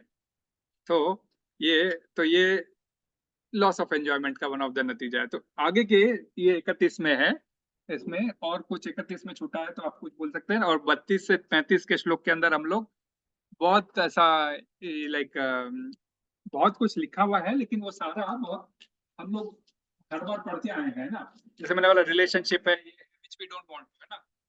किम नो राज्य न गोविंद किम भोगैर जीविते नवा। तो मैंने ऑलरेडी कहा था किम नो राज्य न गोविंद, ये मैं नहीं करना चाहता। अर्जुन ऑलरेडी बोल ही रहा है कि ना, मैं युद्ध नहीं चाह, मैं राज्य नहीं चाहता, भोग नहीं चाहता अपने जीवन में, हाँ, कोई प्रकार की आसक्ति नहीं चाहता, हाँ, कोई भी प्रकार की। मैं इन चारों के अंदर यही वर्णन मिलता है कि typical material calculations of life कैसे करता है व्यक्ति, कि मैं यहाँ से ये करूंगा तो ये होगा, ये करूंगा तो ये होगा, तो भाई मेरे को ये जीत हासिल मिलेगी तो मैं इनके साथ बांटूंगा, मैं इसके साथ बांटूंगा। तो ये मटेरियल आसक्तियों का एक्सटेंशन अर्जुन यहाँ पे दिखा रहा है अपने रिलेटिव्स को गिना के, एक एक रिलेटिव्स को गिना के। तो और क्या बनना चाह रहा है सबके आंखों के सामने? बहुत जेंटलमैन बनना चाह रहा है कि भाई मैं मारना नहीं चाहता, भले ही कुछ कोई उसको और मार दे। किसमें लिखा ना, शिल प्रभुपाद ने, निमित्त मात्र तू बन जा, ऑलरेडी कृष्ण मार चुके हैं, भले तो उसकी इच्छा है कि भले ही और कोई मारे लेकिन मैं नहीं मारूं, ऐसा करके जेंटलमैन। जेंटलमैन क्या करता है? जिसका कार्य वो नहीं करना चाहता, दूसरे कोई कर लेंगे तो ठीक है, खाली मैं वाह वाह ही लूट लूंगा, है ना। तो जेंटलमैन बनना चाह रहा है, गुड मैन बनना चाह रहा है, और किसी को मारना नहीं चाह रहा है। तो ये this is nothing but extension of sense enjoyment, शिला प्रभुपाद बोलते हैं, it is extension of your sense enjoyment. तो जो सेंस एंजॉयमेंट आप पूर्ति करना चाह रहे हो उसका एक्सटेंशन है, क्योंकि हैप्पीनेस आप किसी के साथ बांटना चाह रहे हो, ये एक्सटेंशन है। तो कई बार हम देखते, कई लोग, है ना, एक तो यहाँ पे सारा मतलब कि इतने रिलेटिव्स गिनाए, मतलब रिलेटिव्स प्रेम होता है, देश प्रेम होता है, राष्ट्र प्रेम होता है ना, राष्ट्र के प्रति समर्पित है, ये है वो है।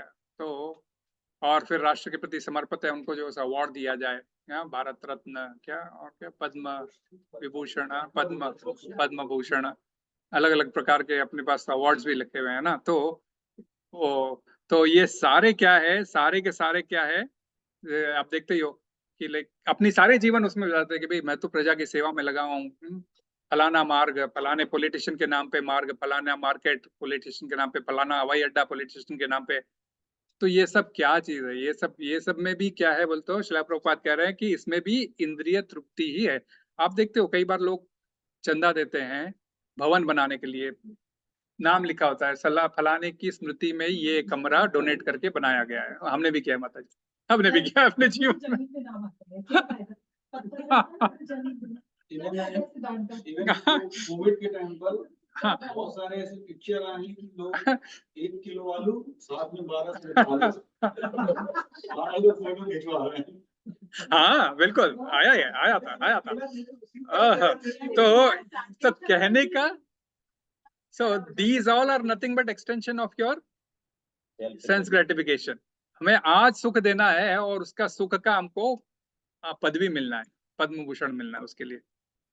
तो कई लोग अब आज ठीक है, ये आज तक वैसे अवार्ड्स इंडिया में वैसे ही दिए जाते थे, अब थोड़ा रूप रंग चेंज हुआ है, परंतु फिर भी ये इसमें क्या है, देश की इंद्रिय तृप्ति है कि भाई क्या है, ये भी कार्य होना है, देश की इंद्रिय तृप्ति है। अल्टीमेटली ये भी सारे प्रेय के कैटेगरी में आते हैं।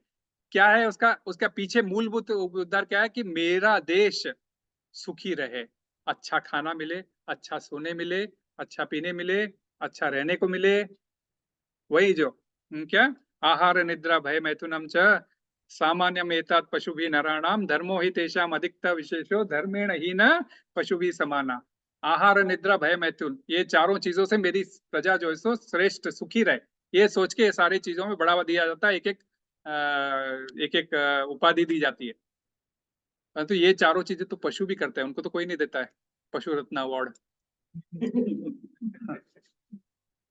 तो कोई नहीं देता भाई, ये कुत्ता बेस्ट है, ये बिल्ली बेस्ट है। जानते तो वो भी है। आज मैं नीचे जाता हूँ तो बिल्लियां मुझे छोड़ती नहीं है, पता नहीं, बस पैर के पीछे आ जाती छोड़ती नहीं है 15-20 मिनट तक। तो हो जाता है कि भाई तो ये तो वो भी जानते हैं, पशु भी जानते हैं ये सब चीजें, परंतु इंसान में क्या डिफरेंट है, बुद्धि विवेक है, जिससे वो क्या कर सकता है, अपने धर्म को पहचान सकता है कि मैं कौन हूँ, मैं क्या कार्य करना चाहिए। तो विवेक डिफरेंशिएट कर सकता है। हाँ, सामान्य में पशु भी Narayan, if is doing this 4 activities then he is also a pashu, इसलिए एनिमल बोलते हैं, animal life. If we are not into bhakti then we are into animal life. इस एनिमल लाइफ से हम धीरे धीरे भगवान की भक्ति का पूजा पाठ करना शुरू करते हैं। पूजा पाठ करेंगे तो कर्म, फिर डेली उठ के पूजा करना शुरू करेंगे, कर्म योग की तरह, कर्म की तरह। फिर उससे कुछ फायदा सोच के करेंगे, भाई 16 सोमवार करूंगा अच्छा पति मिलेगा, ये सोच के करेंगे। उसके बाद में चलो मेरी आदत हो गई, एवरी सोमवार करूंगा, एवरी मंगलवार करूंगा, एवरी एकादशी करूंगा, ऐसा कुछ इच्छा से। फिर इच्छा मिले ना मिले उसके वो करते रहेंगे। उसके बाद मैं कर क्यों रहा हूँ ये सोचने के लिए वो ज्ञान का सहारा लेगा, तो ये कर्म योग होगा, फिर ज्ञान योग का सहारा। अच्छा ये करने से ये फायदा होता है, पढ़ने से उसको पता चलेगा, तो ज्ञान योग का सहारा लेगा। ज्ञान योग का सहारा लेके बोलेगा अच्छा ज्ञान योग में बताया गया ध्यान करना चाहिए, तो ध्यान भी करेगा। अल्टीमेटली कर रहा किसके लिए है, भगवान के लिए। ये जब समझ में आएगा तो भक्ति है। तो धीरे धीरे भक्ति पे जाना है या फिर सीधा भक्ति पे जाना है, ये अपने को डिसाइड करना है। 100 माले की बिल्डिंग है, एक एक माला करके आप चढ़ोगे पैदल, या फिर लिफ्ट पकड़ के सीधा 100 हिमालय तक चले जाओगे, ये आपको डिसाइड करना है। इसीलिए बुद्धि विवेक यहाँ पे काम आता है। जब लिफ्ट अवेलेबल हो तो व्यक्ति लिफ्ट का सहारा लेना चाहिए, है ना। ऋषभ देव, आज जैनों के बात आ गई तो चलो ऋषभ देव की बात करते हैं। ऋषभ देव जैनों के प्रथम तीर्थंकर है ना। तो वे कौन थे पता है ना, कृष्ण के ही अवतार है, भागवतम में बताए हुए 24 अवतारों में से एक है भगवान ऋषभ देव। तो भगवान ऋषभ देव के 100 पुत्र थे और 100 के 100 पुत्रों को उन्होंने क्या शिक्षा दी थी। श्लोक 1, नायम देहो देह भाजम नृलोके काष्ठान कामान अर्हते विद्भुजाम ये तपो दिव्यम पुत्र का ये न सत्वम शुद्धयेति अस्मात् ब्रह्म सौख्यत्वनंतनम। लॉर्ड ऋषभदेव, भगवान ऋषभदेव कह रहे हैं, माय डियर बॉयज, पूरे अपने 100 पुत्रों को ये आदेश दे रहे हैं। ही हैड 100 सन्स, अपने 100 पुत्रों को आदेश दे रहे हैं, my dear boys, all the living entities who have accepted material bodies in this world, one who has been awarded this human form should not work hard day and night simply for sense gratification. जितने सारे शरीर मिले हैं उसमें से जिसको ये human शरीर मिला है उनको पशुओं की तरह, गधों की तरह वजन नहीं ढोना चाहिए फॉर सेंस ग्रेटिफिकेशन, कि मैं अधिक कमा लूं, अधिक बंगला बांध लूं, अधिक 7 पुश्तों के लिए जमा कर लूं, तो उसके लिए सेंस ग्रेटिफिकेशन में जाना चाहिए, which is available even for dogs and hogs which eat stool. ये देह नायम देहो देह भाजम नृलोके काष्ठान कामान अर्हते विद भुजाम, ये इवन ये पशु भी कर लेता है, ये तो जो स्टूल तक खाता है। One should engage in penance and austerity to attain the divine position of devotional service. One should engage in penance and austerity. इसलिए austerity, तो अभी एकादशी हम जो करते हैं austerity में आती है, और penance का अर्थ होता है कि तपस्या, और penance के हिसाब से एक लाइक पश्चाताप भी है ना, लाइक penance किसको बोलते हैं, पश्चाताप, कि आपको थोड़ा ये मीन्स लाइक अपने जीवन में थोड़ा पश्चाताप रहना चाहिए कि मैं ह्यूमन शरीर मिला है और मैं इसको सही तरीके से यूज नहीं कर रहा हूँ, और तपस्या करनी चाहिए व्यक्ति को, ऑस्टेरिटी में लगना चाहिए। एकादशी कर रहे हो या फिर 16 ये कर रहे हो, या फिर जो भी ऑस्टेरिटीज, जितना भी आप किसी को प्रसाद बांट रहे हो, किसी को, जो ऑस्टेरिटीज में लगना चाहिए व्यक्ति को। By such activity one's heart is purified, and when one attains this position he attains eternal blissful life, Shreya life he gets when he attains this position, his heart is purified. तो हम austerity करेंगे तो automatically हमारा heart धीरे धीरे purify होगा। So which is transcendental to material happiness. So वो जो खुशी मिलती है austerity करके, वो आपको बहुत अच्छी टीवी लाके भी उतनी प्रसन्नता नहीं मिलेगी जितनी ऑस्टेरिटी करके आपको मिलेगी, है ना। आज मैंने भगवान के लिए व्रत रखा है, मैंने पूरा मींस लाइक यू नो अन्नदान नहीं, अन्न ग्रहण नहीं किया है, तो वो जो खुशी मिलेगी, दूसरे दिन अन्न ग्रहण करोगे तब आपको जो खुशी मिलेगी तो वह अधिक सुखी रहेगा। तो ये कौन कह रहा है, ऋषभ देव कह रहे हैं। आगे वे और कहते हैं, मतलब दूसरा श्लोक है, I'll not go to the shloka, one who cannot deliver his dependents from the path of repeated birth and death, गुरुर न स्यात् स्वजनो न स्यात् पिता न स्यात् सजनी न स्यात् दैवम न स्यात्, ऐसा means like one who cannot deliver his dependents from the path of repeated birth and death should never become a spiritual master, should never become a father, should never become a husband, should never become a mother or a worshipable demigod, देवी देवता। If one cannot deliver, यदि वह किसी जीव को जन्म मृत्यु के संसार चक्र से छुड़ाने का उपाय नहीं दे सकता है, तो उसको गुरु नहीं बनना चाहिए, उसको पिता नहीं बनना चाहिए, उसको माता नहीं बनना चाहिए, उसको हस्बैंड नहीं बनना चाहिए, और देवी देवता भी नहीं बनना चाहिए, क्योंकि देवी देवता are nothing but the incharges for respective departments. वो हम सेकंड चैप्टर में आएंगे तब क्लियर हो जाएगा। ओके, तो कहने का तात्पर्य है कि पिता नहीं बनना चाहिए। पिता तो हम सभी बच्चों के, इधर 2-2 बच्चे बैठे हैं, अभी सभी लोग बच्चे ही, हम किसी अपने पिता के बच्चे ही हैं ना। तो व्हाट डज दैट मीन? पिता भी अपने हिसाब से वो कर्म करता है, या जीवन का संस्कार देना, या जीवन में कैसे रहना। यस, एग्जैक्टली उसको way of life, that is Krishna consciousness, इस कॉन्शियसनेस को डाइवर्ट, इनको कृष्णा कॉन्शियसनेस का ज्ञान देना चाहिए। If you are able to give Krishna conscious ज्ञान to your children, then you are delivered. तो आपको कर्म बंधन नहीं लगता। तो नहीं तो फिर क्या होता है कि गलत संतान पैदा करते हो, उससे भी कर्म बंधन लगता है। ये बहुत गुड बात है, कई लोगों को भरोसा नहीं होगा, क्योंकि ये तो एंजॉयमेंट के तौर पे संतान हो जाती है। कई बार हम उस इसलिए कृष्णा कॉन्शियस एक्टिविटी के माहौल में संतान को उत्पन्न करना चाहिए विद दैट इंटेंशन, न कि अपने पर्सनल एंजॉयमेंट के तक किया एंड संतान हो गया। तो वो सारे जो हम आगे आगे आएंगे, हम 28-29 आगे मीन्स लाइक थोड़े 7-8 श्लोक जाने, 4-5 श्लोक जाने, तो हमको उसका भी क्लैरिटी आएगा। तो ये होना शुरू आता है। तो दैट इज द रीजन बच्चों को देना, बच्चों को हमारा ज्ञान देना हमारा काम है, कर्तव्य हमारा है। बच्चे ने वो लेना नहीं लेना वो उसका फ्री विल है, और वो फ्री विल जिसके हिसाब से जो जब वो डिसाइड करेगा वो मुझे भगवान का नाम लेना है, then he will also be out of karma bandhana. And if he decides to go and watch movies और waste his time in all 4 other activities, then वो कर्म बंधन में फंसेगा। So then that free will determine his. ये free will क्या है ये भी हम आगे चल के समझेंगे। Free will is to decide, everybody, God has given everybody as minute independence to decide, to choose between good and bad, nothing else. We cannot do anything else. You have every time 2 choices, whether I should have this or that. Then you choose. You have to come here or you have to sit at home. You chose to come here and listen to Katha. So you listen to Katha, you will be out of the, you will be away from Maya. You will be beyond Karma Bandhana. But you are going and watching unnecessary movies, जो हमको इस जीवन में रहने को सिखाती है, enjoyment सिखाती है, then you will be within this material world. तो कर्म बंधन लगता है। तो ये बहुत जरूरी है। तो ये कौन कह रहे हैं? ऋषभ देव कह रहे हैं, खुद ऋषभ देव कह रहे हैं भागवतम में। तो इट्स वेरी क्लियर। तो श्रीला प्रभुपाद ने इसी चीज को थोड़ा डिटेल में तात्पर्य में समझाया कि Arjun did not want to kill his own relatives and ये वो, and he is becoming a good man, gentleman. Where gentleman कौन होता है, इसका हमने डेफिनेशन जो महत लोगों से जो कहा है, ये डेफिनेशन आपको मैंने बताया। अब इसमें बहुत इंपॉर्टेंट, लास्ट श्लोक में तो कृष्ण बोला था, कृष्ण का मीनिंग हम लोग समझ चुके थे। अब इस श्लोक में, इन 4 श्लोकों में 3 कृष्ण को नामों से संबोधित किया गया, उसके बारे में समझेंगे और अपन क्लास का यहाँ पे समापन करेंगे। तो यहाँ क्या नाम लिया है? किमनो राजेन गोविंद। गोविंद पहला नाम लिया है, गोविंद 32 में है ना। तो गोविंद किसको बोलते हैं?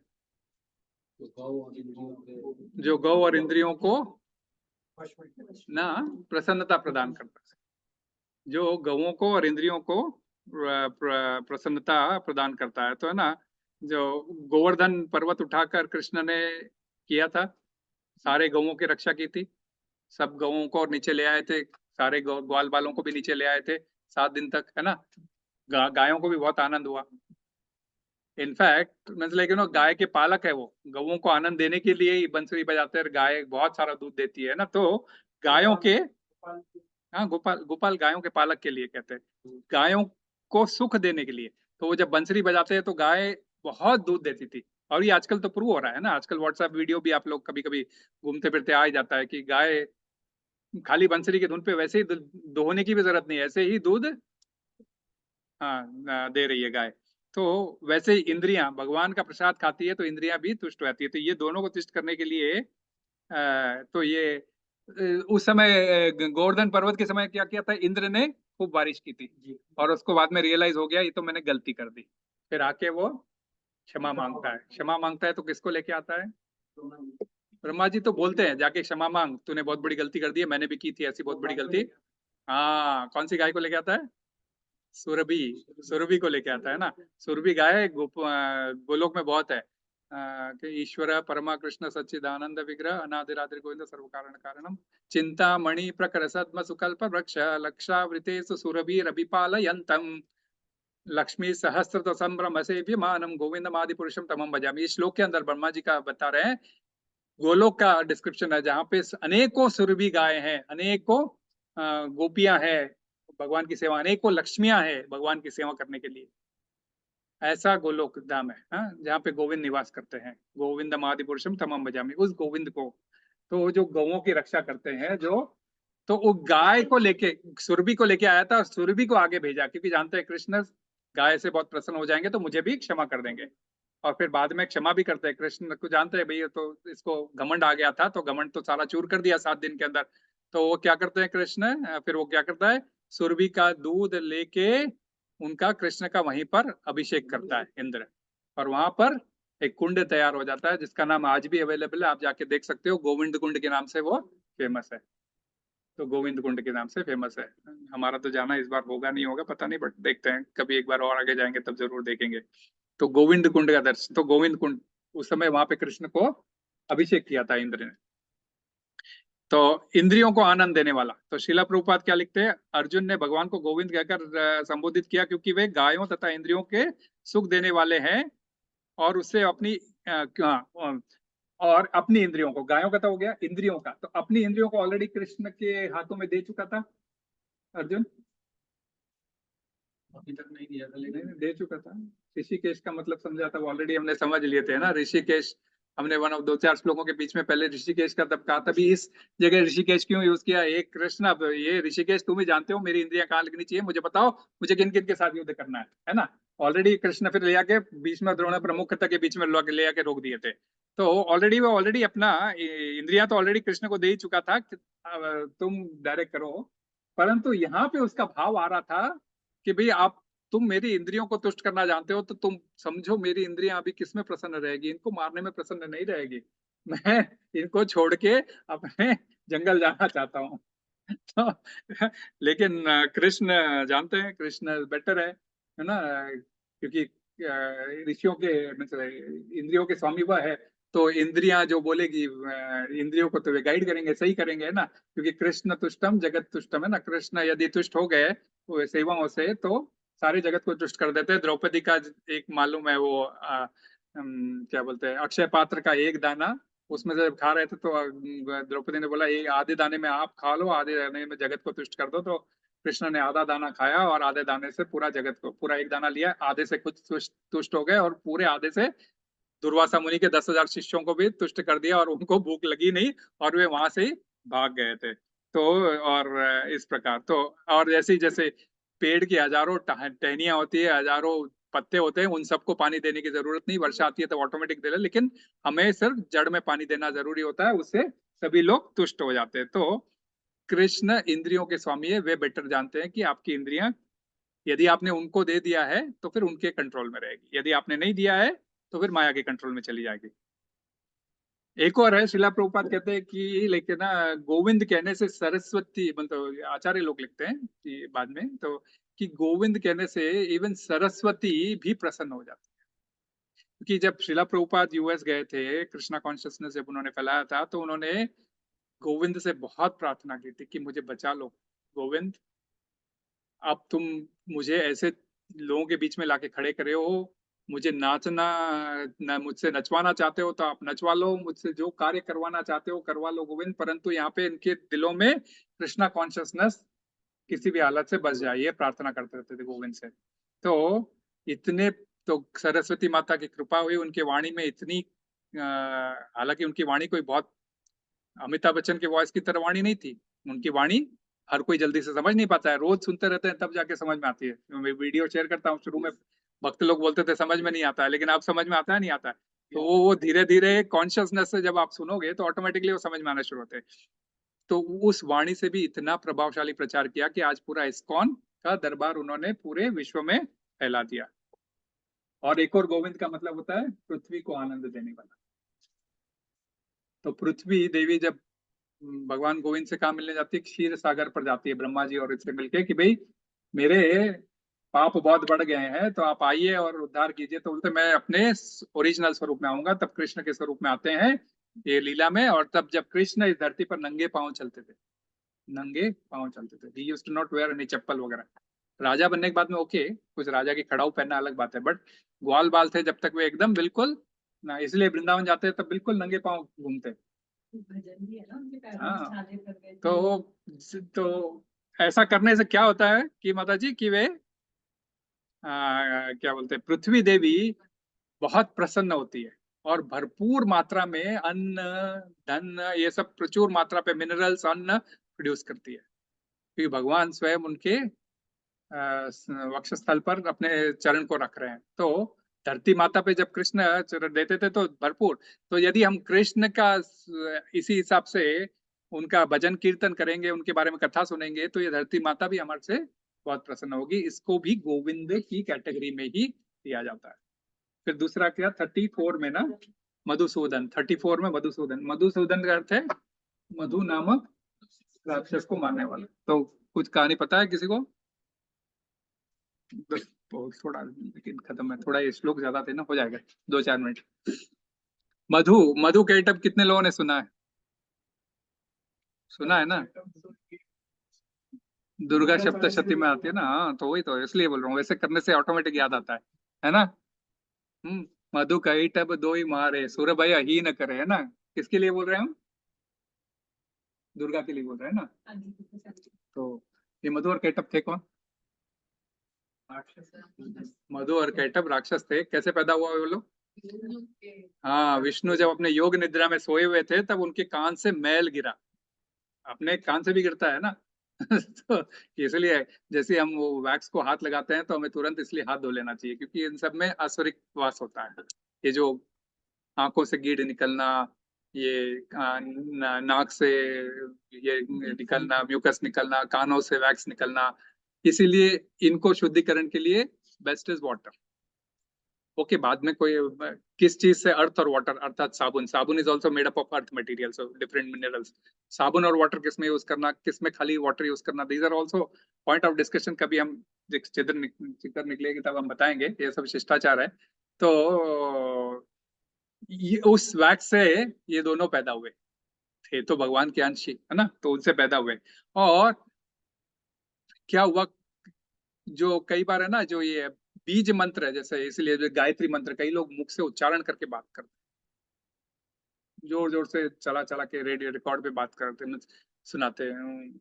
हम बोल नहीं सकते, अच्छा नहीं रहता है, क्योंकि वो गायत्री मंत्र एक ऐसा मंत्र है जिसको अपन ओपनली कभी भी नहीं बोल सकते। उसको सिर्फ गुरु द्वारा अपने शिष्य को दिया जाता है, और ओपनली उसका प्रोनाउंसिएशन वर्जित है। हाँ, बिल्कुल वर्जित है, बिल्कुल भी नहीं करना चाहिए। या yes, it should never be said in open. लोग उसका आजकल रिकॉर्डिंग चला चला के करते हैं। सो वो बीज मंत्र में आता है, बीज मंत्र can not be said. Hare Krishna mahamantra you can tell openly any time anywhere, because that is for the Kalyug Santarana Upanishad, for Kalyuga. मुंह से नहीं बोलते हैं। याद होगा तो मैंने जिससे अन्न प्राशन किया था तो मैंने बोला था अपने मन में बोलो, it should be said in the mind. ये मानसिक मंत्र है। तो ऐसा कोई बीज मंत्र उनको मिल गया जिसको वो लोग रिसाइट करते करते उन्होंने भगवान की आदि शक्ति को इन्वोक कर लिया। क्योंकि कोई अगर ऐसा रिसाइट कर रहा है, अपने मन से जोर जोर से रिसाइट कर रहा है, तो शक्ति, बीज मंत्र है, शक्ति एक्टिवेट हो गई। शक्ति कौन है? आदि शक्ति भगवान की शक्ति है ना, अंतरंगा शक्ति हम जैसे कहते हैं। तो एक्टिवेट हो गई अंतरंगा शक्ति, और उन्होंने उनको प्रणाम किया और उन्होंने उनसे वर मांगा। तो भगवान की शक्ति है, प्रकट होने के बाद में कुछ तो वरदान देती है, क्योंकि कोई भी वर तो खाली नहीं जाते। तो उन्होंने वरदान मांगा, हमारी मृत्यु नहीं होनी चाहिए। तो ये आदि शक्ति ने उनको वरदान दे दिया कि तुम्हारी मृत्यु तुम्हारी इच्छा से होगी, इच्छा मृत्यु का वरदान दे दिया। अब थे तो असुर, आसुरिक क्वालिटी छोड़ेंगे नहीं। गए 14 लोकों में, सीधा ब्रह्मा जी तक गए, और ब्रह्मा जी तो वेद के ज्ञाता है, उनसे तो वेद चुरा लिया और उनका ही गला दबा के उनको मारने लगे। अरे ये ब्रह्मा जी बोले, अरे ये क्या हो गया?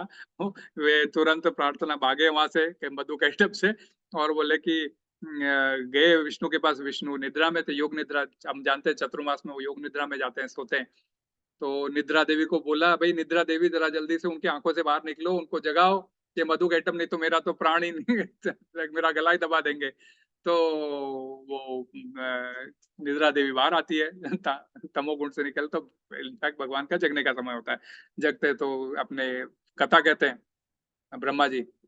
तो विष्णु बोलते हैं अच्छा ठीक है, इसका सोल्यूशन करना पड़ेगा। लेकिन उनको योग में समझ में आता है कि मेरी आदर्श शक्ति ने ऑलरेडी वरदान दिया है, तो इनको तो मारना थोड़ा मुश्किल है। तो कोई बात नहीं, बोले ठीक है। तो बोले ठीक है, मैं ये कर सकता हूँ, मैं ये कर सकती हूँ। बोले मैं उनको योग माया के थ्रू भ्रमित कर सकती हूँ, आप लड़िए। तो हजारों साल तक उनकी लड़ाई होती है, लेकिन वे जानते हैं अब ये तो मरने वाले नहीं, क्योंकि शक्ति और शक्तिमान में कोई डिफरेंस नहीं है। शक्तिमान ने वचन दिया हो या शक्ति ने वचन दिया हो, उसमें कोई डिफरेंस नहीं है। Because you can not say ना sun and sunlight there is difference, no. Sun और sunlight there is no difference. तो शक्ति और शक्तिमान में कोई अंतर नहीं है। तो शक्तिमान ने वचन दिया तो वचन तो खाली जाएगा नहीं। तो वो जानते हैं विष्णु की भी इसको पॉसिबल नहीं है इसको, तो फिर करना क्या चाहिए? तो फिर बोलते कोई बात नहीं। तो योग, वो बोलती है कि मैं योग माया के थ्रू उसको भ्रमित करूंगी। तो फिर विष्णु थोड़ा रोल प्ले करते हैं, क्योंकि he is a maintainer, he has to play all roles. अलग अलग रोल में आते हैं, हम भी जानते हैं राम के रोल में, नरसिंह के रोल में, अलग अलग रोल में आते हैं, तो रोल प्लेयर है वो तो। लीलाधर है उनका एक और नाम है ना, लीला करते हैं अलग अलग।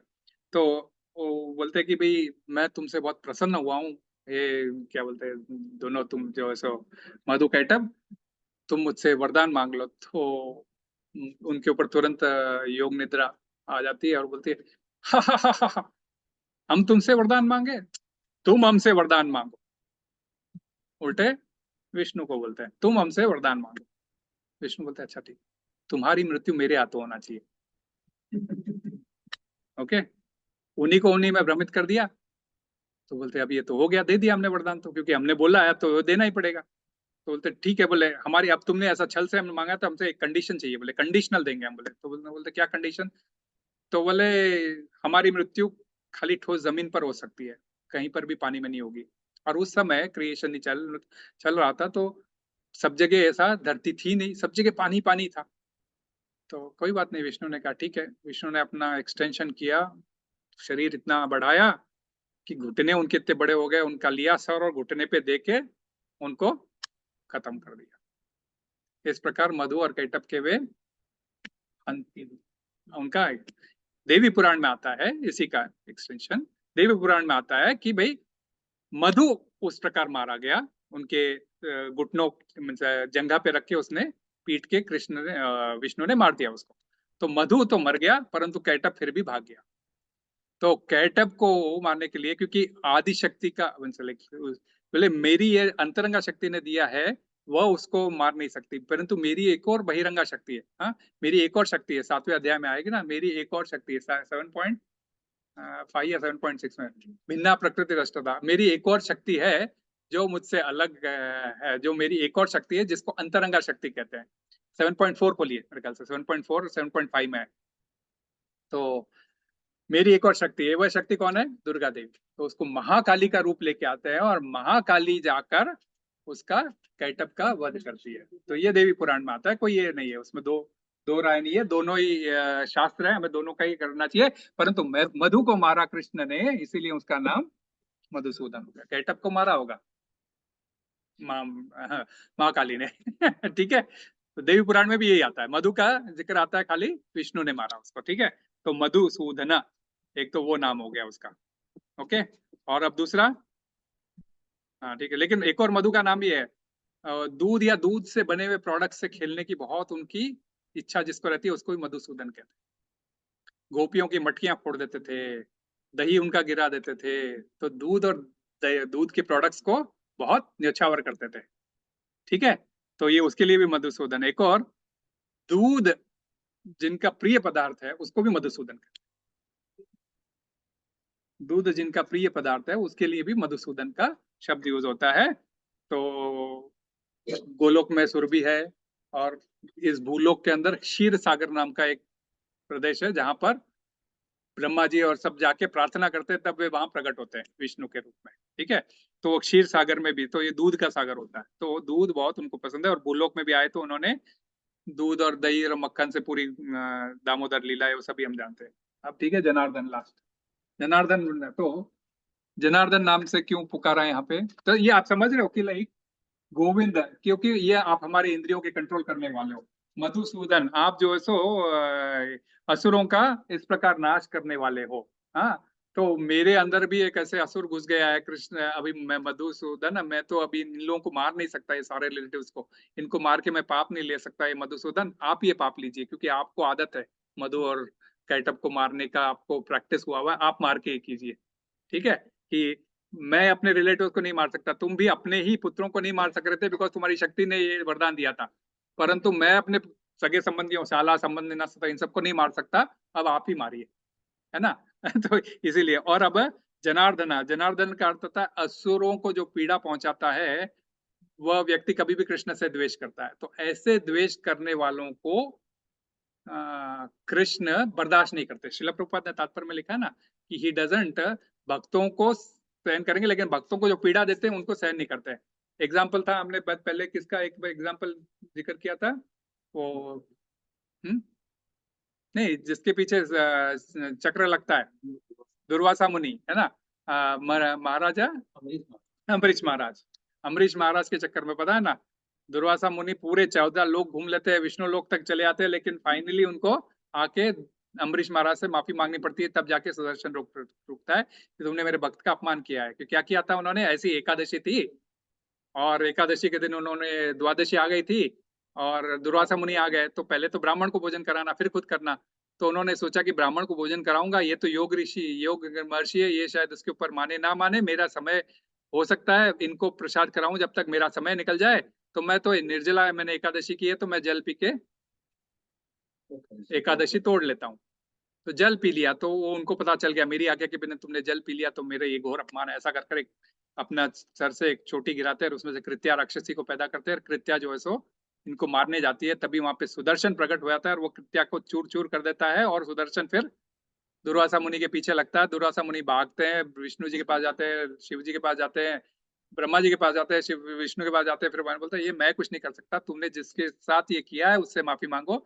तब आके वापस दुर्वासा से परीक्षा अम्बरीश महाराज से आके माफी मांगते हैं, तब जाके सुदर्शन चुप रहता है। तो वैसे ही क्योंकि ये थे ना, योगी थे ना, योगियों का वही होता है, भगवान के तत्व को जानते हैं कभी कभी, लेकिन क्रोध को रोक नहीं पाते हैं। और वैसे रहना चाहिए, हर एक कोई घर में ऐसा नहीं रहता है ना, 5 उंगलियां बराबर की नहीं होती है, तो कोई छोटी बड़ी होता है, सब कोई भक्त नहीं बनते। वही भी भक्त है परंतु योगी भक्त है आगे चल के इसकी कैटेगराइजेशन भी हम समझेंगे। तो लेकिन है तो कि भगवत तत्व को समझते हैं, इसीलिए हिरण्यकशिपु प्रहलाद को हमने होली के ऊपर लास्ट टाइम में जिक्र किया था, है ना। तो भगवान के भक्त को कष्ट पहुंचाते हैं तो भगवान किस प्रकार आकर रक्षा करते हैं, है ना। तो इसीलिए असुरों का वध करने वालों को भी जनार्दन कहते हैं। तो मधुकैटभ का वध किया, हिरण्याक्ष का वध किया, हिरण्यकशिपु का वध किया, इसके लिए भी जनार्दन कहते हैं। और असुर के संपूर्ण जाति को नष्ट करने वालों को भी जनार्दन कहते हैं, जिसमें नरसिंह देव है जिन्होंने हिरण्यकशिपु को ऐसा मारा था। राम ने अकेले खरदूषण को के सहित उनके 15,000 फैमिलीज को खत्म कर दिया था अकेले में। जब छोटे ही थे वे, खरदूषण नामक राक्षसों को खत्म किया था, 15,000 उनके अकेले उन्होंने परास्त कर दिया था। वो लोग बोलते हैं ना भाई तुम्हारे भगवान तो वानरों से मदद लिए थे, वो काहे के भगवान? अरे भाई वानरों से क्या सेवा का मौका देते हैं? वो सेवा का मौका देते हैं भक्तों को। तो तुम सेवा करना चाहते हो कि तुम करो। गिलहरी तक को उन्होंने सेवा का मौका दिया था, परंतु खरदूषण के समय सेवा की बात नहीं थी, उन्होंने अकेले ही 15,000 खरदूषण को सभी को खत्म कर दिया था, है ना। और जो भक्तों को बेचैन करते हैं, बेचैन रहते हैं जो भक्त, उनको भी उद्धार करते हैं। तो कैसे किया था? जैसे गजेंद्र मोक्ष के समय में, ये सब कहानी हम कभी और लेंगे। आप सभी लोग जानते हैं गजेंद्र मोक्ष, जो पानी के अंदर मगर ने उसको पकड़ लिया था, तब उसको उसके फंद से उसको छुड़ाया था। बहुत बड़ी कथा है, लेकिन उसके लिए भी जनार्दन का वर्ड यूज, ठीक है। तो इस प्रकार अर्जुन का तात्पर्य यह है कि भाई कि कहने का तात्पर्य है, हे जनार्दन, आपने सभी दुष्टों को नाश किया है, आपने सभी भक्तों को उद्धार किया है। मैं भी भक्त कैटेगरी में आता हूँ, अभी मैंने सरेंडर नहीं किया, ठीक है, अभी मैं सखा कैटेगरी में हूँ आपके, लेकिन मैं इनको तो नहीं मार सकता। अगर मैं इनको मार दूंगा तो मेरा एंजॉयमेंट अधूरा रह जाएगा, मैं अपने रिश्तेदारों को एंजॉयमेंट खत्म होते हुए देख नहीं सकता। आपको मारना है तो आप मारो, मैं नहीं मारूंगा। ऐसे जेंटलमैन बन के ब्लाइंड खेल रहा था। Today he was playing blind. Second reason so क्या था? Loss of enjoyment. ये मैं सोचा कि ये दोनों कनेक्टेड, इसलिए I didn't wanted to put it to next week. Srila Prabhupada की जय।